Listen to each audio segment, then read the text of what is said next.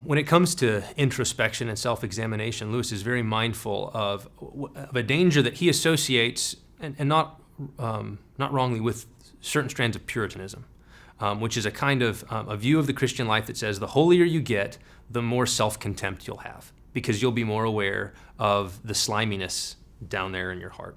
And so as you grow in holiness, you become more aware of your sinfulness, and that awareness of your sinfulness leads you to a kind of low, I am a cesspool of sin, there's slimy bogs down deep in my heart, and that's just what I am. And Lewis recognizes that feature of certain strands of Christianity and says that's not healthy. But he's very careful, because he thinks it's not healthy, but it's not healthy because it's false. It's actually true. You are that bad. In fact, you're worse. You're worse than you think. But the fact that you have a cesspool of sin down in your heart doesn't mean you should camp down there, because that's precisely what God is trying to lead you out of. And so he commended what he called an imaginative glimpse.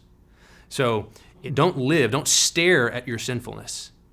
See it, acknowledge it, be honest about it, and then bring it to God. That's what Jesus has to forgive. That's what you have to be transformed out of.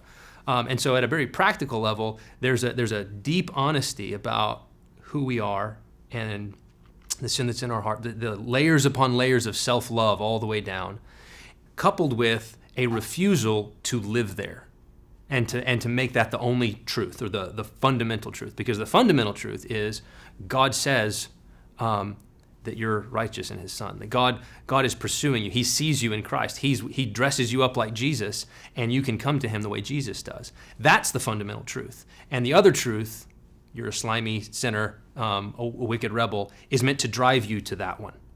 You're a beloved Son. And so at a very practical level, keeping both of those in mind, the glimpse of the sinfulness that then drives you to the mercy of God, that's how Lewis is able to maintain the right kind of introspection.